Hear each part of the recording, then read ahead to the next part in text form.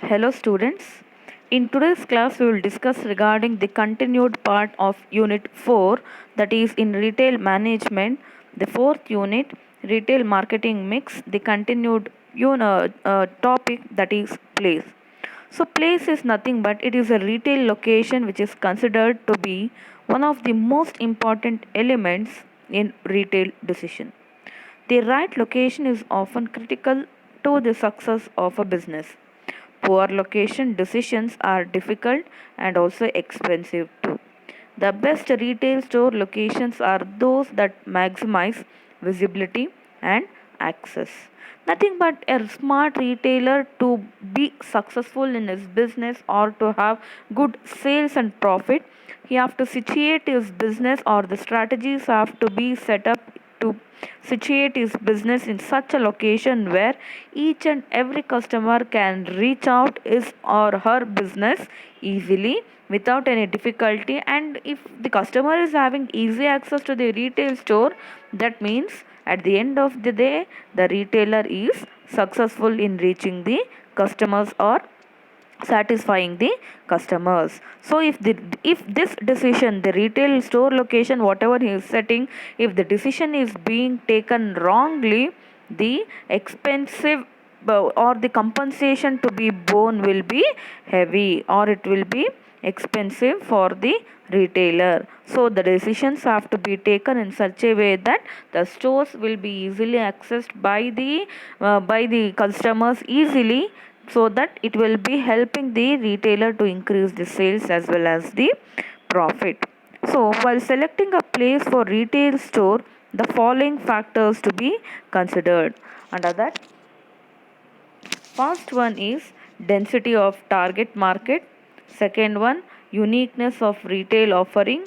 Next, retail legal considerations, environmental issues, zoning and building codes, restrictions on the use of signs, licensing requirements, local competition, proximity to the target market, traffic density, cost of location, proximity to other business, adequate space of parking, space for future expansion, and infrastructure available in that area. So these are the factors or to be considered while selecting a retail store.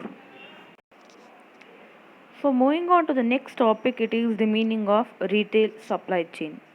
So a supply chain is a system of organizations, people, activities, information, and resources involved in moving a product or service from supplier to customer. Supply chain activities transform natural resources, raw materials, and components into a finished product that is delivered to the end customer. In simple terms, supply chain represents a channel of distribution beginning with supplier of materials or components, extending through a manufacturing process to the distributor and retailer, and ultimately to the consumer.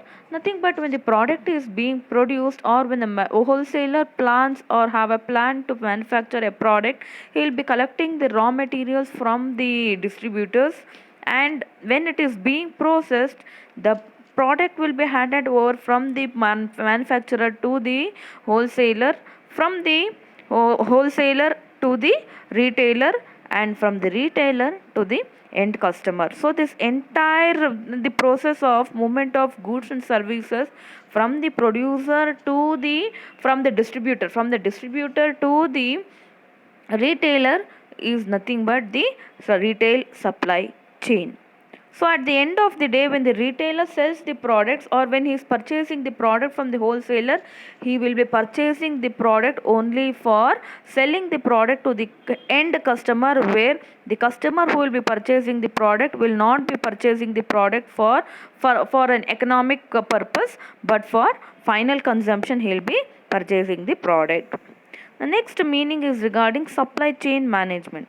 So supply chain management is nothing but it is a design, planning, execution, control, and monitoring of supply chain activities with the objective of creating value to customers, building a competitive infrastructure, leveraging logistics, synchronizing supply with demand and measuring performance. It is nothing but monitoring of the entire supply chain activities with the view of with the main objective of satisfying the customers, and also other objectives will be there, but the main objective is to satisfy customers.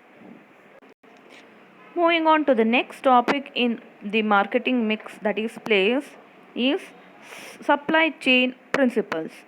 So, in order to gain competitive advantage and customer satisfaction, the following 7 principles are to be followed by an retail organization. The first one is segment customers based on the service needs of distinct groups and adopt the supply chain to serve these segments profitably. Effective supply chain management groups customer by distinct service needs regardless of industry, and then tailors services to those particular segment. Nothing but if you are a supplier, if you are supplying some goods to the retailer, you have to see to it that you are segmenting your retail customers in such a way that according to the services or according to the products you are delivering to the retailer, you are segmenting them. So when you are segmenting them according to the service or the product that you are delivering to them, you can make a good profit. Moving on to the next principle, second principle is regarding customize the logistics network to the service requirements and profitably of customer segments. In designing their logistic networks, companies need to focus on service requirements and profit potential of the customer segments identified. So also here the customers also have to be segmented. So according to the customer segmentation, the delivery of the goods or the services will be delivered according to the requirement.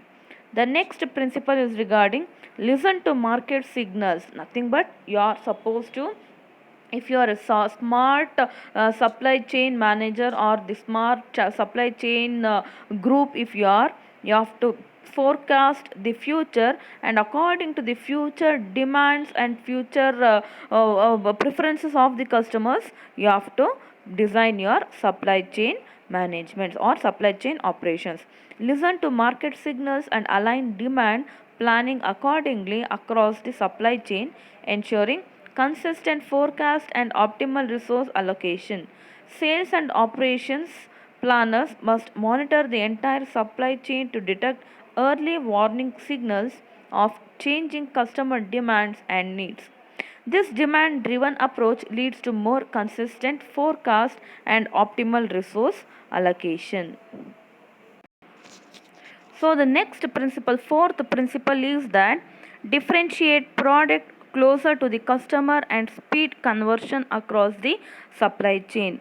Companies today no longer can afford to stockpile inventory to compensate for possible forecasting errors.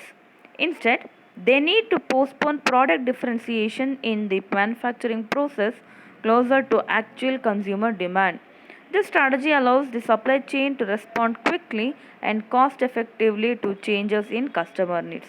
Nothing but the same thing, if you are a smart supply chain operations manager or the retailer, you have to be smart to determine to the changes or determine the future demands of the customers, and if there is any changes in the customers demands and preferences, you have to act immediately and respond.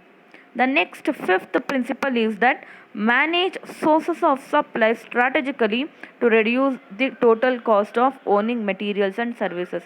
Nothing but if you are really a good supply chain manager, or if you want to be successful in your supply chain operations, you have to see to it that you are planning the entire operations so that you can reduce your total cost and you can overcome the under usage or over usage of the resources. The next one, the sixth principle, is that develop a supply chain wide technology strategy that supports multiple levels of decision making and gives a clear view of the flow of products, services and information. That means in each and every step while taking decisions, you have to have a you have to have a clarity regarding what is the decisions that you are taking, and that decision is really making some profits or will be profitable to your supply chain organization. So successful supply chain information technology must be able to support multiple levels of decision making. That means the technology whatever you are adopting must be adopted in such a way that whatever the decisions you are taking in your supply chain operations will be profitable.